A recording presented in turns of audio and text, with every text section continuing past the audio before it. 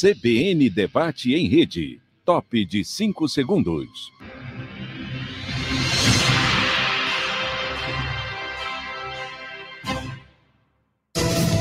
CBN Debate. Apresentação, Aldo Vilela. Muito bem, para as emissoras que formam o sistema, a gente fala para todo o estado de Pernambuco, através da Rádio CBN Recife, a Rádio CBN Caruaru, Garanhuns e toda a região acompanhando a gente através da Rádio FM 7 Colinas, Serra Talhada acompanha a gente toda a região, todo o sertão através da Rádio Líder FM, a TV Asa Branca também conosco, reproduzindo para mais de 140 cidades do estado de Pernambuco, a TV Globo, o G1 Pernambuco, o GE Globo Esporte e pelas redes sociais. Economia está na pauta do programa de hoje. Os economistas Écio Costa, João Rogério Filho, também queria participar do nosso debate hoje, o secretário da Fazenda, Décio Padilha, mas agora, de última hora, surgiu uma reunião, o governador Paulo Câmara o convocou e, evidentemente, por razões óbvias, ele não pode estar presente aqui no nosso debate. Vai vir uma outra oportunidade, porque é importante ouvir do Estado, da voz oficial, essa choradeira de que Pernambuco vai perder dinheiro, está perdendo dinheiro, e o ICMS agora foi uma pancada nos cofres públicos do Estado. É bom a gente ter também, nos próximos dias, a voz oficial sobre isso. João Rogério, bom dia. Obrigado pela atenção, pela presença aqui nos estúdios da CBN. Bom dia, Aldo. Bom dia, professor Écio Costa. Bom dia a todos os ouvintes. Écio, bom dia, Écio. Bom dia, Aldo. Bom dia aos ouvintes. Bom dia, João Rogério. Prazer estar participando novamente aqui. Deixa eu colocar um assunto para vocês já começarem, João. Eu acho que vocês viram isso. O presidente do Magazine Luiza, a Luiza Trajano, ela veio a público, né, fez um chamamento, conclamando os consumidores a voltar a consumir através do Magazine, chamando para ir para a loja, liberou aquela coisa da década de 90, que era o carnezinho, né? O carnê de compras, porque diz que é difícil aprovar o crédito, mas vai lá que aprova o carnê. Veja, isso é uma sacada de marketing, João. Isso é a necessidade que faz acontecer esse tipo de ação, ou é o momento mesmo de economia que força esse tipo de ação? Depois, João. Bem, isso é uma estratégia de marketing também, né? Mas as ações da Magazine Luiza caíram muito. Vem caindo, né? Vem caindo muito. E aí vale tudo, né? Vale chamar a Anitta para ser membro do conselho da empresa também. São estratégias de marketing que às vezes dão certo, às vezes não dão certo, né? O fato é que a gente teve, ao longo desse ano, uma perda do poder de compra significativa por conta da inflação. Está tendo ainda, né? Na verdade, eu acho que a partir de agora você começa a ter uma recomposição disso com a expectativa de deflação que há, né, por conta da queda dos preços dos combustíveis e da energia elétrica. Então isso, claro, poder de compra, você pega o salário nominal e divide pela inflação. Direto, então se a inflação ela cai, você tem uma recuperação. E aí não só a Magazine Luiza, como todos os varejistas sofreram esse ano. Então a estratégia de marketing ela é válida. Ela saiu da frente. Ela saiu na dando frente. Dando carnezinho, né? Viralizou, né? Então o acionista também até compartilha isso, aí a coisa termina... É o termômetro, né? Termina trazendo mais atenção, né? Para essa chamada que ela fez. Mas, por exemplo, semana passada a gente teve o Amazon Prime Day, né, que foi sucesso mundial, inclusive aqui no Brasil. Então a concorrência também não é fácil. Exato. Né? Você tem aí muitos varejistas grandes concorrendo entre si e com a logística cada vez melhorada por parte deles. Agora veja, isso não é uma característica de país e economia ruim, não, João? Essa ação de um grande varejista? Não necessariamente.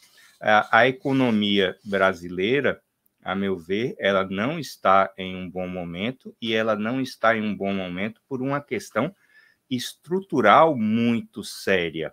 Nós temos o enfrentamento de uma questão social onde você tem uma economia que depende fortissimamente do consumo das famílias, E o consumo das famílias está estruturalmente comprometido por uma baixa empregabilidade. Então, você tem segmentos hoje que conseguem performar bem, conforme as pesquisas, e outros segmentos que não conseguem. Os segmentos que continuarão conseguindo performar bem, Aldo, eles não atrairão o perfil do desocupado típico brasileiro hoje. Nós estamos numa transição geracional do ponto de vista laborativo muito complexo de ser enfrentado. Vai precisar se ter uma reunião de forças do Estado muito forte para superar esse momento. Alguns dados, o endividamento é alarmante, a desocupação e a queda do salário médio, além do crescimento da informalidade e dos vínculos trabalhistas não CLT, apontam que, mais do que se criticar a economia do ponto de vista de condução da política econômica, e acho que há muitas observações a se fazer sobre isso, mas mais que isso, precisa se olhar um problema geracional. Nós não teremos mais as lojas do Magazine Luiza. Elas serão cada vez menos presentes e, portanto, empregarão menos vendedores. Você vai ter mais gente trabalhando a plataforma eletrônica do Magazine Luiza, assim como o Écio colocou agora há pouco um exemplo da Amazon, que já é um dos líderes varejistas no país, com muito menos idade de participação do que o Magalu. Mas o próprio Magazine Luiza, eu acho que saiu à frente nessa questão do e-commerce, não foi? Sim, o Magazine Luiza funciona... primeiras, né? E funciona muito bem. Como a Amazon também, como o Mercado Livre, né? São portais... Isso é realidade, né? São portais onde pequenos varejistas encontram o seu espaço para fazer a venda, né? Usando toda a logística que a Magalu desenvolveu ao longo do tempo. Complementando um pouco, eu discordo no que o Rogério está mencionando aqui. A gente está vivendo, na realidade, uma recuperação da economia. Esse ano é um ano que surpreendeu a todos, talvez não a mim e ao ouvinte que acompanha a minha coluna aqui, que eu falei, no final do ano passado, muitos analistas diziam que a economia ia crescer 0,5%, ou quase nada, e a gente tem uma expectativa de um crescimento aí que está sendo revisado pouco a pouco, né? E com expectativa não é realidade. Não, mas o primeiro trimestre já demonstrou isso. Nós crescemos 1% no primeiro trimestre. Pelo menos não deixou de crescer. Não, cresceu bem. 1% em um trimestre é bastante alto. E o segundo trimestre, os indicadores vêm apontando para um novo crescimento. Então, há uma expectativa de crescimento de quase 2%. A taxa de desemprego caiu para 9,8%. Certo? Porque 14 era? Ela chegou a quase 14% lá no auge da crise. Então, assim, você tem essa recuperação puxada pelo setor de serviços, que foi o setor que aí, como eu disse, não me surpreendeu, porque eu já mas foi o fator pandemia também, né? O setor de serviços foi duramente afetado. Isso, pandemia, exato. Né? Então, em tese, a pandemia diminuiu um pouquinho, né? E descolou. Isso, né? A agricultura não teve problema, no agronegócio, a indústria se recuperou antes. Mas também o agronegócio não gera emprego, né, Écio? Gera também. Muito pouco, né, em relação ao o setor que mais gera emprego é o setor de serviços. Por isso a taxa de desemprego estava tão alta. E aí ele vem se recuperando, foi o destaque no primeiro trimestre, está sendo destaque novamente. Você vê o que puxa para cima. Você vê o turismo, ele está muito demandado, então a taxa de ocupação aqui em Pernambuco está acima de 70%, cresceu quase 100% em um ano. É setor de serviços, né?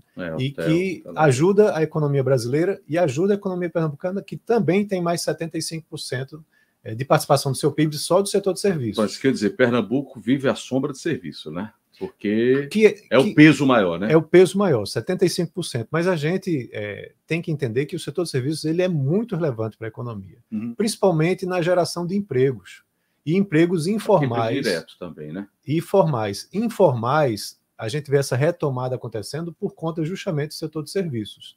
Tá? Então, a reforma trabalhista lá atrás ajudou também nesse sentido, que aí você vê os empregos formais, eles estão aumentando, a população ocupada... Formal com carteira, né? Com carteira, né, da CLT. E o informal, ele também vem crescendo, né, puxado pelo setor de serviços. Mas onde é que você está discordando de João Rogério? Para ele revidar agora a discordância. Ele disse que a gente passa por um momento extremamente difícil, que é estrutural. Na realidade, as coisas mudam, né? As tecnologias mudam. Se o varejista não tem a loja física, ele tem a loja virtual, e você tem, por exemplo, esse conglomerado de pequenos varejistas que se atrelam ao grande portal, né? E aí você está gerando emprego também, né? Aquela filosofia, não, eu não vou aderir à lâmpada, né, porque você vai demitir o acendedor do gás, da lâmpada a gás. Não, você tem que estar sempre se readaptando para as novas tecnologias que vão se tornando presentes no nosso dia a dia. Diga lá, doutor João Rogério. De fato, eu não devo ter me expressado bem. Eu quis dizer que, em relação a consumo das famílias e emprego, nós temos um problema estrutural. Nós temos segmentos que vão performando bem, mas nós temos uma queda contínua na produtividade do trabalho. Renda será função da produtividade, de quanto um trabalhador for capaz de gerar de riqueza a seu empregador, ou se autoempregado, quanto ele conseguirá auferir de lucro em seu negócio. Nesse aspecto, os indicadores de endividamento das famílias, insegurança alimentar, desocupação, eles mostram, vou tentar ser mais claro, que nós temos um problema altos, né? Que não será superado com postos de trabalho no Porto Digital. Nós temos uma massa de dezenas de milhões de brasileiros subqualificados que não estão aptos a enfrentar a mudança que nós estamos vislumbrando, que é muito mais dramática do que o acendedor de lampião para a lâmpada, é a de simplesmente inexistirem tantos postos de trabalho conhecidos e persistirem muitos que ainda nem se sabe quais serão nos próximos 10 anos, e dentro desse gap, nós precisamos olhar para essa fatia da população, que, repito, são dezenas de milhões de pessoas da nossa força de ocupação, da nossa força de trabalho, que não estarão qualificadas sem que você encontre caminhos que viabilizem, ao contrário do que o mercado fará.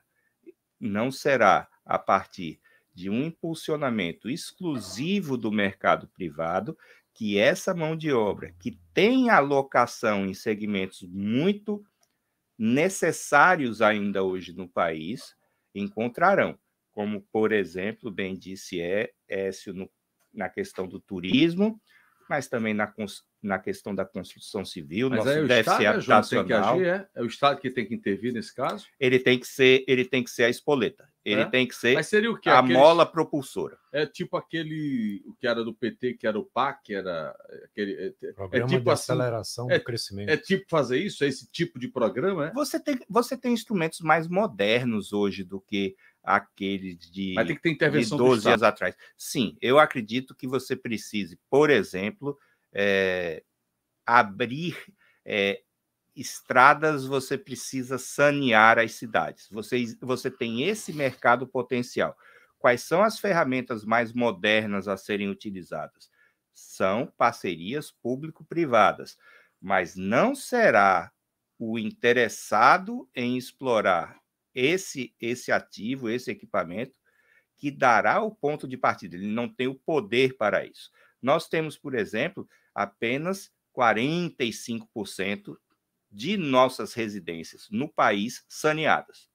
E até hoje foi domínio do setor estatal, né? Exatamente. Público, né? Que não funcionou até hoje. Né? Exatamente. Qual aí o caminho para si? Aí você defende que deve ter novamente O intervencionismo estatal? Essa é a metade da minha frase, né, Écio? Há o intervencionismo estatal como uma mola propulsora, como alguém que vai chamar o feito a ser realizado. Você tem empresas enormes, interessadíssimas nesse segmento, mas ninguém tem poder para dizer: eu vou sanear privadamente a região metropolitana do Recife ou o município do Recife.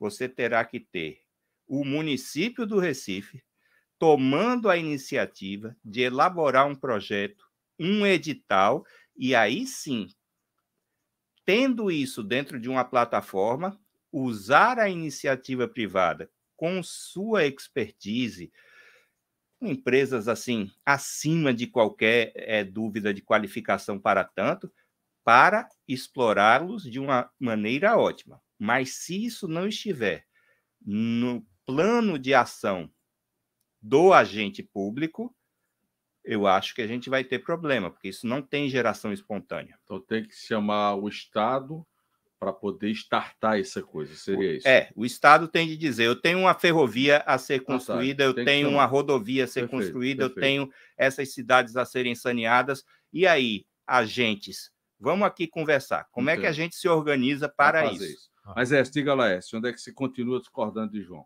Não, eu acho que ele já, de certa forma, explicou o que ele estava querendo dizer, que, na realidade, como todas essas obras de infraestrutura precisam de um chamamento, né, por parte do Estado, mas não de uma intervenção do Estado para fazer o investimento. Isso aí a gente precisa virar essa página, né? O Estado, não estou falando do Estado de Pernambuco, estou falando do Estado no conceito amplo, geral. Não tem recursos para fazer isso. E ele tem iniciativa privada que é mais eficiente e tem interesses, né, em fazer isso. E quando você olha o histórico, até hoje, né, o investimento estatal, por exemplo, em saneamento básico, que é algo fundamental, não avançou. Então você teve aí com o novo marco de saneamento básico um avanço muito rápido em poucos anos que vai trazer esses investimentos com o interesse do setor privado. Aí sim eu concordo, acho que é uma iniciativa bastante louvável e que deve se estender para outras frentes, né, como vem acontecendo, né, com outros marcos que têm sido regulados melhores, né, para que você possa atrair o interesse do setor privado. Então é cada vez mais economia liberal. Não, é cada vez mais a iniciativa privada fazendo os investimentos, né, para que você possa ter, claro, um acompanhamento. Mas o Estado não pode travar, né?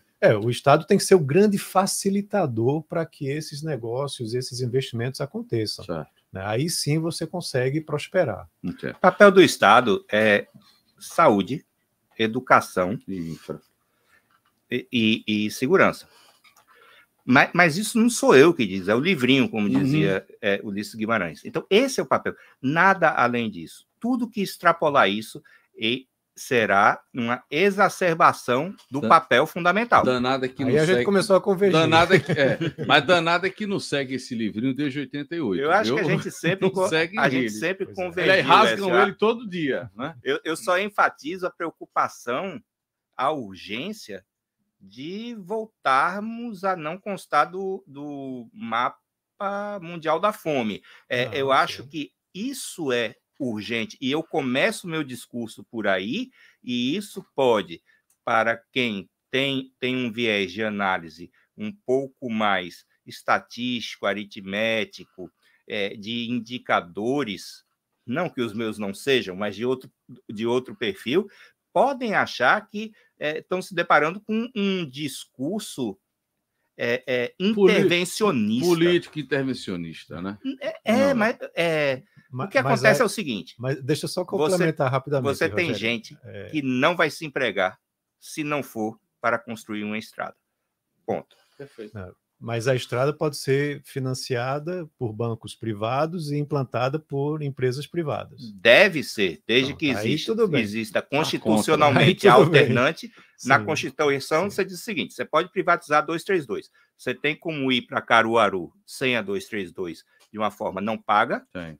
Tem? Então, dê alternativas. Você tem que ter sempre as alternantes. Se você pode fazer uma concessão e uma empresa privada administrar ela, que provavelmente vai estar numa situação bem melhor do que hoje. Hoje você pega a BR-232, é um risco enorme você ir daqui até Caruaru, né? A qualidade da estrada. Essa questão que vocês citam da 232, aí é um problema mais aprofundado, porque a BR, ela é uma BR, no entanto, ela é administrada pelo Estado. Aí um fica jogando para o outro a responsabilidade e a estrada se acabando. E se você for olhar... resolvem, cara, isso. Se você for olhar estudos, mostram que as rodovias que fizeram as concessões delas para o setor privado, a violência, a violência que eu digo, a mortalidade, os acidentes da estrada, né? É drasticamente menor do que as agora, que não você tá agora, João Rogério botou uma pulga aqui na orelha de todo mundo que está ouvindo a gente. Se a BR-232 ela é concedida, qual é a alternativa para você ir daqui para Caruaru, daqui para Garanhuns, daqui para Petrolina? Como é que fica isso? Sem pagar. Eu não sou especialista em... São mais distantes. Eu não sou especialista no mapa rodoviário estadual, mas eu posso lhe dizer que um dos pontos de contrapartida da concessão pode ser, inclusive, a criação dessa outra estrada. Mão dupla, já não vão ser 3 faixas, rolantes. Talvez, acho que um bom exemplo disso é esse taquinho aqui do Paiva. Sim. Né? Porque você pode ir para Porto pela PS60, que é uma desgraça. Sim. Mas você pode optar e pagar e ter uma condição... Por isso que eu estou dizendo. Melhor. Tem, mas é provavelmente mais distante. Esse negócio é danado. Vamos fazer o seguinte. Eu queria entrar com vocês nessa questão do ICMS, porque ao longo da semana tem se batido muito nisso. Baixa no... Hoje a gasolina baixou. Muitos ouvintes mandaram para a gente aqui os valores de posto, mandaram foto, inclusive. Gasolina, por incrível que pareça, nunca vi isso. O óleo diesel muito mais caro que a gasolina. Gasolina em algum lugar menos de 6. O óleo diesel quase 8. Eu acho que essa conta é louca. O diesel deveria ser bem mais em conta por conta do que acontece no Brasil. Isso. Vamos lá. Quando o Estado... E aí não vai dar, vocês vão responder na volta, mas eu vou formular a pergunta. Quando o Estado diz, João, que vai ter prejuízo, o Estado diz que vai se acabar, vai perder bilhões e que não vai poder investir mais em educação, que já não investe, em saúde, que já não investe, enfim. Quando o Estado diz que vai perder muito dinheiro, é real, evidentemente, mas é o preço que se paga isso para poder, de fato, oferecer combustível mais razoável para o consumidor. Eu queria entender de vocês que são matemáticos e estatísticos e ficam o tempo todo com lápis, para a gente esclarecer isso para o ouvinte, tá bom? Vamos para a formação de rede, daqui a pouquinho a gente volta para dar sequência ao nosso debate Economia. Na pauta de hoje, Écio Costa, João Rogério Filho. Já já a gente retorna. CBN Debate. Na CBN Recife, suas tardes sabendo de tudo. De 12h às 2h, CBN Brasil. Das 2 às 4 da tarde, Estúdio CBN. Das 4 às 5, Futebol, com a equipe de esportes da CBN Recife. E das 5 às 8 da noite, Ponto Final. CBN, a rádio que toca notícia. Está ouvindo este som? É uma motosserra, mas muita gente escuta uma moto. Com as fake news é igual. Você ouve uma coisa que nem sempre pode ser verdade. Conte com o jornalismo para saber o que é fato ou fake. Fato sim, fake não. Uma campanha TV Globo, Globo News, G1, O Globo, Extra, Valor e CBN. As delícias do mar estão esperando por você na esquina da Bernardino Pessoa com a Navegantes, Ilha dos Navegantes. O melhor em frutos do mar, peixes, massas e grelhados. Venha e prove o melhor da nossa cozinha. Aproveite o nosso happy hour de segunda a sexta, das 15 às 20 horas. Faça sua reserva ou peça no delivery 33265317. Em Boa Viagem, ou 30404541. Mas graças. Ilha dos Navegantes, o melhor do mar para o seu paladar. Rua dos Navegantes, 2055, Boa Viagem. A Prefeitura do Paulista lança a plataforma Conecta Legal Educa Paulista. A ferramenta vai beneficiar alunos da rede municipal de ensino, trazendo mais inclusão digital nas escolas. 8.000 tablets estão sendo entregues para os estudantes, auxiliando os estudos em casa. O objetivo da plataforma é levar ensino além das salas de aulas. Prefeitura do Paulista. Rádio CBN, ZYD 287, FM 105,7 MHz, Recife, Pernambuco, Brasil. Comece sua noite bem informado, ouvindo um resumo de tudo o que aconteceu e do que será destaque nos jornais do dia seguinte. CBN Noite Total. Sua dose certa de informação nas noites da CBN. Sempre de segunda a sábado. Apresentação: Tânia Morales.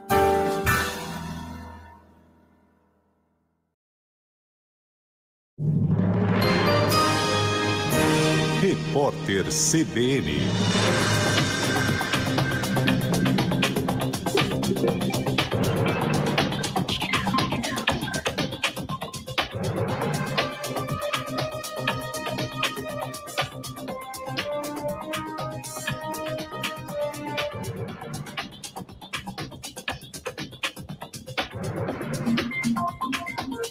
Terça-feira, 19 de julho de 2022. Parlamentares da oposição pediram ao Supremo Tribunal Federal que autorize uma investigação contra o presidente Jair Bolsonaro após novos ataques contra o sistema eleitoral em reunião com embaixadores estrangeiros. O grupo alega que o chefe do executivo cometeu improbidade administrativa, propaganda eleitoral antecipada, abuso de poder político e econômico e crime contra o Estado Democrático. Caberá à Procuradoria-Geral da República definir se existem elementos para fazer uma denúncia formal contra Bolsonaro. O total de inquéritos abertos pela Polícia Federal para apurar práticas de garimpo ilegal, narcotráfico e pesca irregular na Amazônia Legal cresceu 21% nos últimos 2 anos. No período, o número atingiu 1.177. Os dados oficiais foram obtidos e divulgados pelo jornal O Globo. A Polícia Rodoviária Federal criou um documento com orientações para lidar com pessoas em crise de saúde mental durante abordagens. A iniciativa ocorre quase 2 meses após a morte de um homem com esquizofrenia, colocado no porta-malas de uma viatura da corporação com gás lacrimogênio em Sergipe. Segundo o IML, Genivaldo de Jesus Santos, de 38 anos, morreu com sinais de asfixia. O documento da PRF foi assinado pelo diretor de operações da corporação. No horário de Brasília, 11h32. Repórter CBN. As principais notícias do dia a cada meia hora.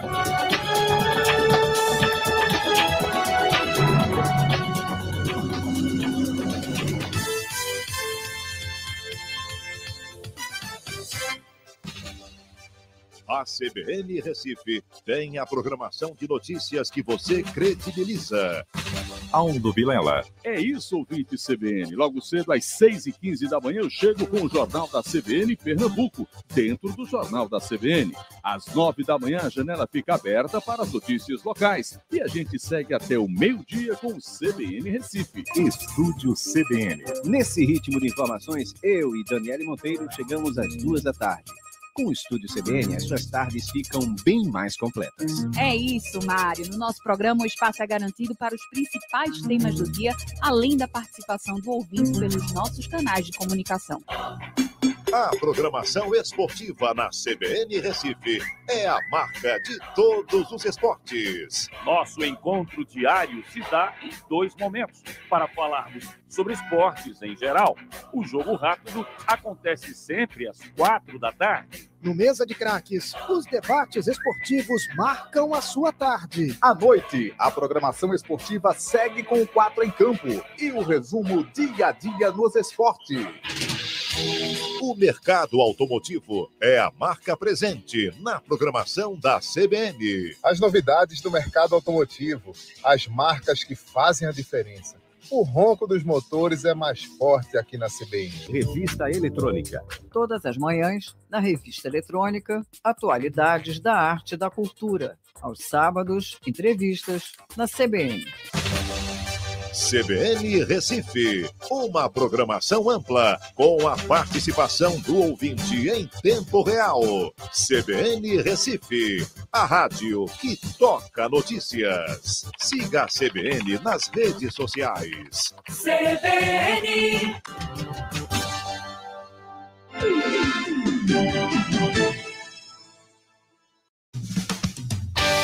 A Prefeitura do Paulista lança a plataforma Conecta Legal Educa Paulista. A ferramenta vai beneficiar alunos da rede municipal de ensino, trazendo mais inclusão digital nas escolas. 8.000 tablets estão sendo entregues para os estudantes, auxiliando os estudos em casa. O objetivo da plataforma é levar ensino além das salas de aulas. Prefeitura do Paulista. Velho conhecido do café da manhã e do jantar. Só que agora eu quero mais. Quero ovo no almoço. Ovo no almoço, ovo no almoço. Tudo fica mais gostoso. Nutritivo e saboroso. Eu quero ovo no almoço, ovo no almoço. O sabor é um alvoroço. Ovo não pode faltar. Ovo, um alimento completo. Uma dica, a VIP. Entre Amigos Praia. Perfeito para quem busca desfrutar de pratos saborosos do almoço ao jantar, mas que entrega muito além de um restaurante. Uma experiência. Com localização privilegiada na Avenida Boa Viagem, você degusta de um delicioso menu com vista para o mar e à noite, ao som de um bom jazz e bossa nova, vinho e luar. Entre Amigos Praia. Mergulhe nos sabores do nosso mar. Manutenção em dia, ofertas e muitos prêmios no seu caminho. Vem pro serviço premiado Chevrolet. A cada R$250 em serviços, você gira a roleta da sorte e pode ganhar prêmios todo dia. São 1,5 milhão em prêmios. E no final, você ainda concorre a um Chevrolet Onix zerinho. Aproveite a troca de óleo e filtro a partir de 4 vezes de R$ 49,90 sem juros. Agende seu serviço e confira o regulamento em chevrolet.com.br. Serviço premiado Chevrolet. É rápido, é fácil, é Chevrolet. Juntos salvamos vidas. CBN Debate. Apresentação, Aldo Vilela. Pela CBN e pelas emissoras que formam o sistema, os economistas Écio Costa, João Rogério Filho. No bloco anterior, eu fiz aos senhores essa questão do choro, da choradeira dos estados que vão perder dinheiro com essa decisão do ICMS do governo federal. Vamos começar por Pernambuco, Écio. O estado, de fato, perde. Os estados perdem muito com isso. Já era previsto. Tem que o Estado se rearrumar para compensar de outra maneira. Veja, vamos para o real e vamos para o político aí nessa coisa. Veja, vamos fazer aí um retrospecto, né? No início do ano, eu assisti uma palestra do próprio Décio Padilha, né, lá no LIDE, falando sobre as contas do Estado, de como foram reorganizadas, né, ao longo da gestão dele, à frente, e até do que acontecia antes, de como, aos poucos, foi sendo feita uma reforma administrativa, reorganizando e tentando fazer com que atingisse o CAPAG, né, para poder fazer novos financiamentos. E a comemoração era justamente que tinha acontecido isso. Então, ao expor os dados... CAPAG, vamos lembrar que a autorização que o Estado tem de elevar o poder de empréstimo, que pode pegar mais dinheiro, né? Isso. É a nota de crédito. Então, na exposição dele, ele justamente mostrou as fontes de receitas, né, de arrecadação de ICMS. E o grande destaque lá era a tributação sobre os combustíveis. A estrela. É a estrela, realmente, que trouxe, inclusive, uma elevação, né, por conta do que a gente vinha vivendo já também, de elevação da inflação e da arrecadação com combustíveis e com outras áreas, o que ajudou muito também, não só o Estado de Pernambuco, como todos os estados brasileiros, e o próprio governo federal, você tem uma arrecadação maior via inflação.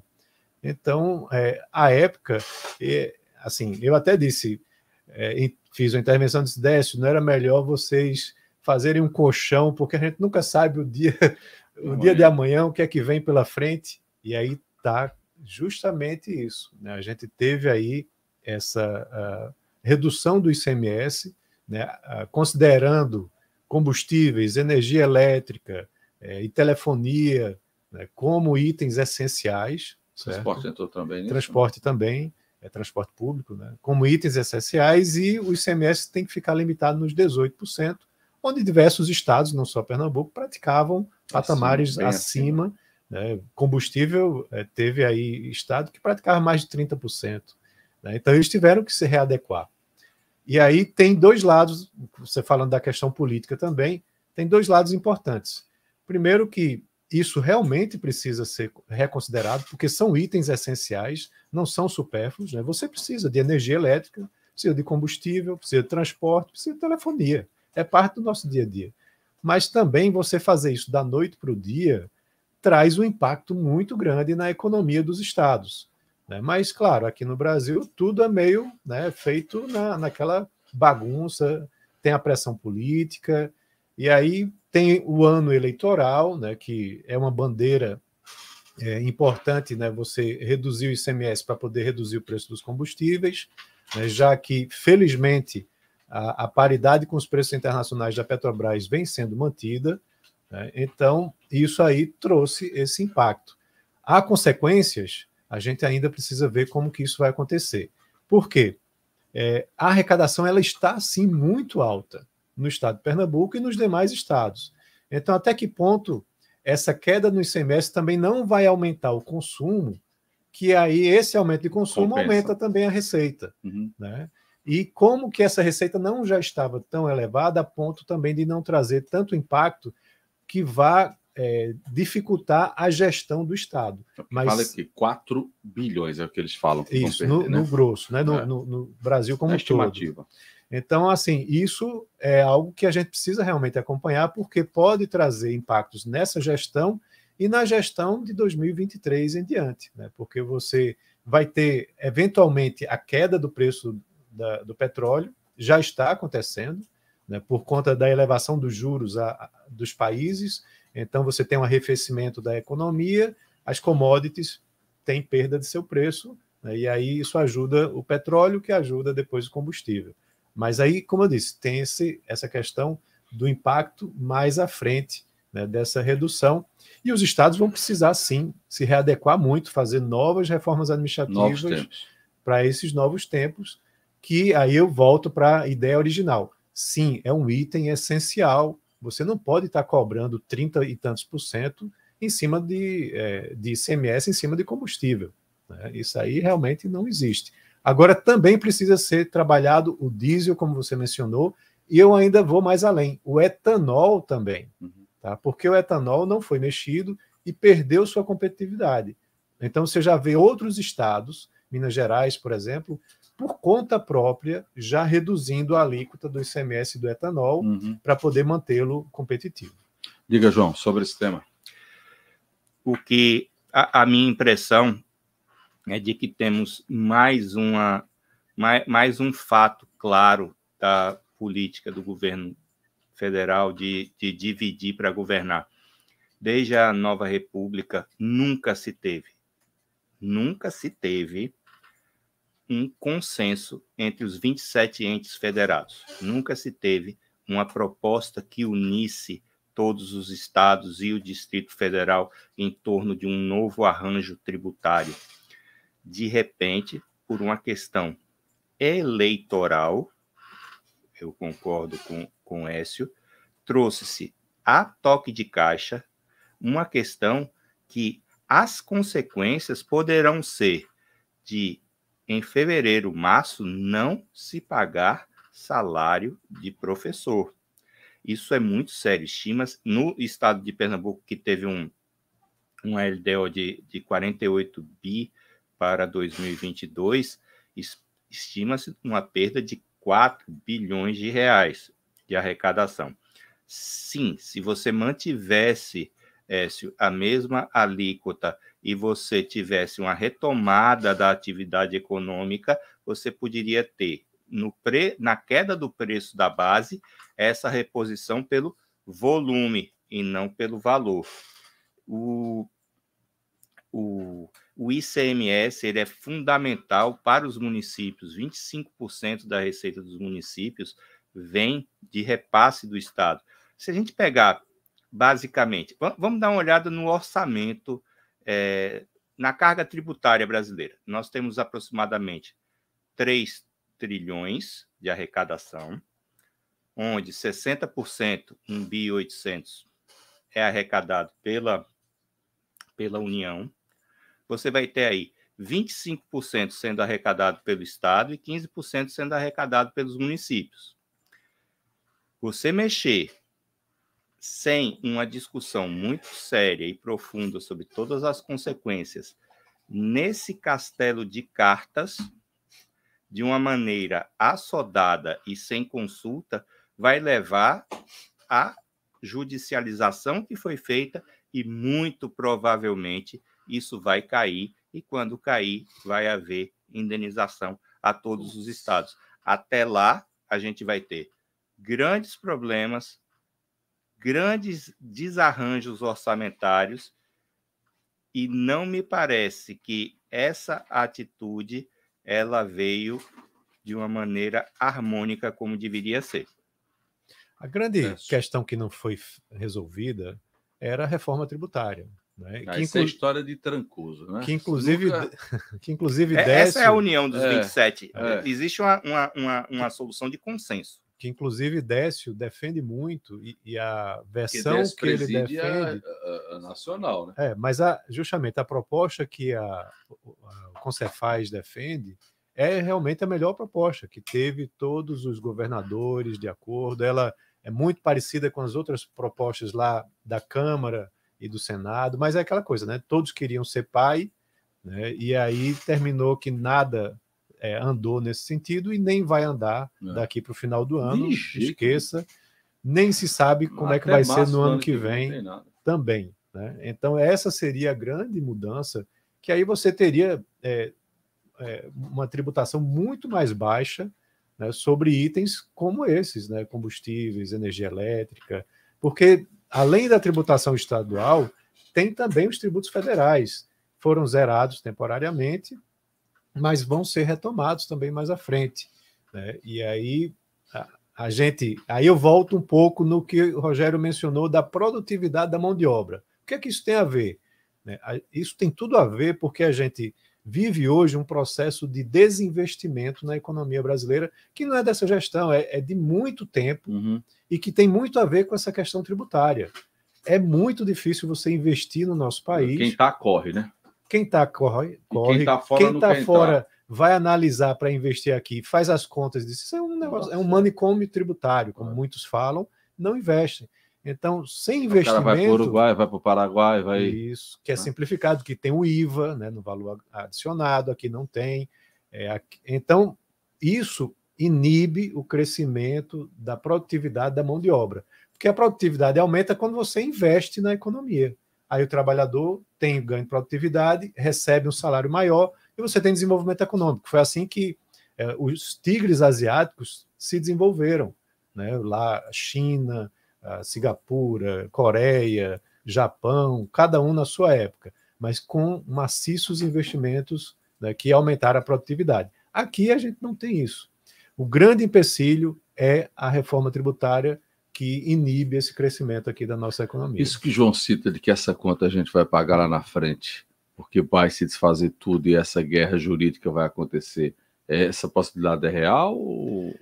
Olha, existe uma ação. Tudo é possível no nosso país, né? A gente não sabe o que acontece no futuro e o que aconteceu no passado é questionável. É questionado, é verdade. Mas eu acho que a probabilidade disso é baixa, né? Até porque foi votado pelo Congresso como PEC, né? Então é algo muito difícil de você reverter.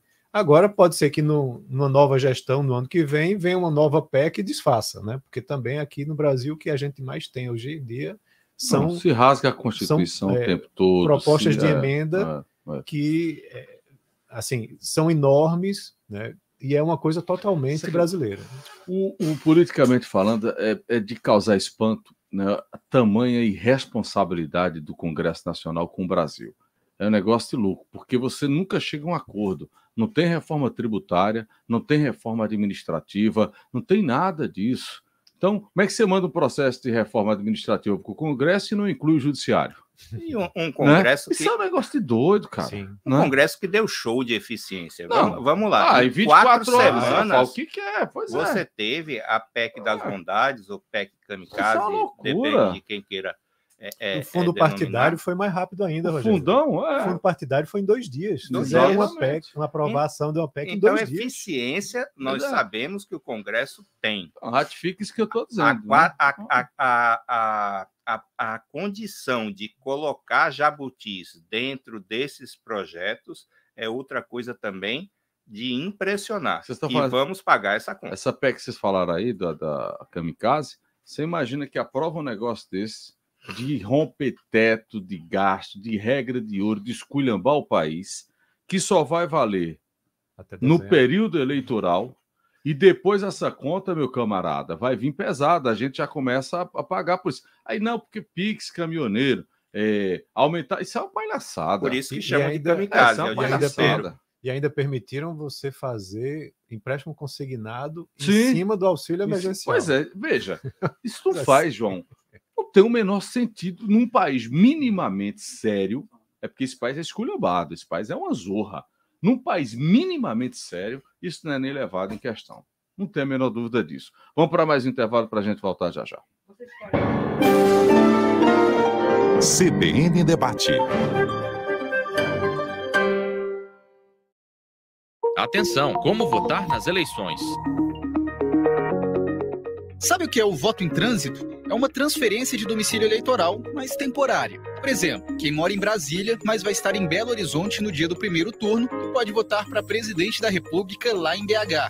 Se a viagem for para uma cidade do mesmo estado, também dá para votar para senador, governador e deputado, federal e estadual. O voto em trânsito só é possível nas cidades com mais de 100 mil eleitores e quem estiver interessado precisa fazer o pedido entre os dias 18 de julho e 18 de agosto, no cartório eleitoral mais próximo.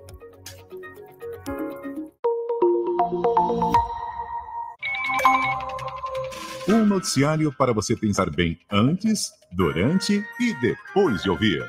Seu final de tarde com muita informação, leveza e bom humor. Rodrigo Bocardi e Carolina Moran analisam as notícias mais quentes do dia. Ponto Final CBN. Um programa descontraídamente sério.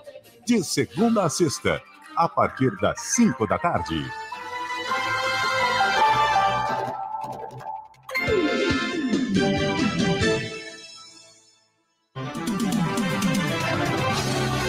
Informe publicitário. Boletim do Sistema Fé Comércio, Senac e Sesc. Querendo estudar, fazer atividades esportivas, aprender uma arte ou conhecer gente nova e fazer bons amigos? Então vem pro Sesc. Estão abertas as inscrições para as turmas do segundo semestre de 2022. São centenas de opções em todo o estado. Trabalhador do comércio de bens, serviços e turismo e seus dependentes, com credencial Sesc atualizada, tem direito a descontos especiais. Mas o público em geral também pode participar. Afinal, o Sesc é para todo mundo. Para saber mais, acesse sescpe.org.br ou vá até uma unidade mais próxima do Sesc. CBN Debate. Apresentação, Aulo Vilela. Seguimos pela CBN, os economistas Écio Costa, João Rogério Filho, conosco aqui nos estúdios. Dá para a gente ainda dar uma tacadinha nessa visão futura, o que é que a gente imagina? Nós temos aí, nos próximos 4 meses, um processo eleitoral que se avizinha, uma cegueira eleitoral por parte da população, né? Um devaneio por parte do político, né? Que quer de todo jeito se reeleger, e a gente não enxerga, como falou Écio aí, essas reformas acontecendo. Esse país não vai entrar no prumo enquanto essas reformas não forem feitas como devem ser, Écio, a administrativa, a tributária, a política. Essa conta a gente nunca vai fechar se essas reformas não existirem.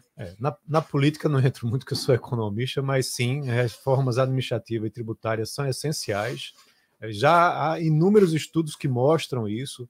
A gente vive uma bomba relógio em termos de despesas, né?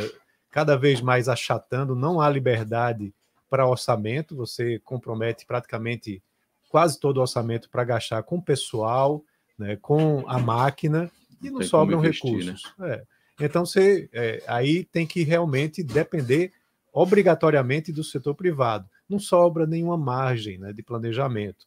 Ser gestor público é simplesmente administrar folha. Né? E na tributária é justamente o que eu estava mencionando. Você não consegue trazer competitividade para o nosso país porque a gente já começa de antemão perdendo com o nosso sistema tributário. Por fim, o que eu defendo muito e que lá atrás deveria ter sido aprovado com Fernando Henrique era o processo de não reeleição. Né? Porque com a reeleição, aí você tem aí um mandato de 4 anos, onde o governante geralmente faz alguma coisa nos 2 primeiros anos, talvez até no terceiro, e no último ano ele está meramente preocupado em se reeleger.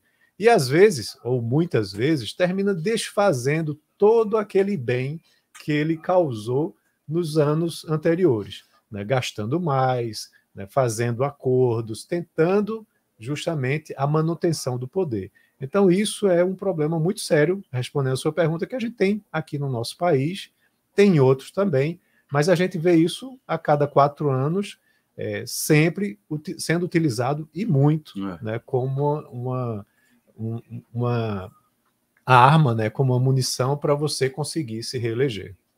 João, diga lá, João. Eu lembraria essa que ainda existe no 8º ano a vontade de fazer seu sucessor, quer dizer, não é nenhum processo que se interrompe no 8º ano. 4, 8, 12, 16. Mas eu acho que a reforma administrativa é fundamental. Eu colocaria ainda 2 obras, para mim, só para complementar o que Écio colocou, inacabadas. Inícios cambaleantes e mal feitos. Reforma da Previdência e reforma trabalhista. A reforma trabalhista ela precisa ser revista em muitos pontos, quer por ainda não ser moderna o suficiente, quer por ter extrapolado a função do Estado como regulador das relações econômicas, particularmente nesse âmbito. A prioridade absoluta seria a reforma administrativa. Veja, o desmantelo, o disparate entre rendimentos de um professor e um gestor de alguma outra função é tão absurdo que em nenhum lugar do mundo se acredita. Se você não tiver uma Vou dar uma pimentinha, um professor e um deputado. Deputado estadual, por exemplo. O professor e o membro do judiciário. O membro do judiciário, por exemplo, o juiz, desembargador. Sem dúvida nenhuma, essa discrepância de valorização de carreira, ela é a gênese da falta de atenção com educação no nosso país, que é a única via de saída para a encruzilhada que nós estamos. Não é um projeto de 2 anos, nem de 10 anos. Levaremos pelo menos 20 anos para começar a colher os frutos de algo que se não fizermos hoje, estaremos atrasando 1 ano, 2 anos, mas que é um imperativo. Sem isso, nós não iremos para lugar nenhum. E tudo parte da reforma administrativa. Essa semana teve aí, vai ter já está valendo para desembargador, agora vai ter mais 11%. Então, vai para 40%, mais ou menos, né, o salário. Então, por excesso de produtividade. São as castas que esse país faz questão de criar, né? Lamentável. A cada geração, a cada gerações, você já teve a fase dos engenheiros, dos economistas. Os economistas, sim. Obrigado, Écio. Obrigado, João. Até o próximo Obrigado encontro. a você. Muito obrigado a você. Já a gente disponibiliza nas redes sociais. CBN Debate.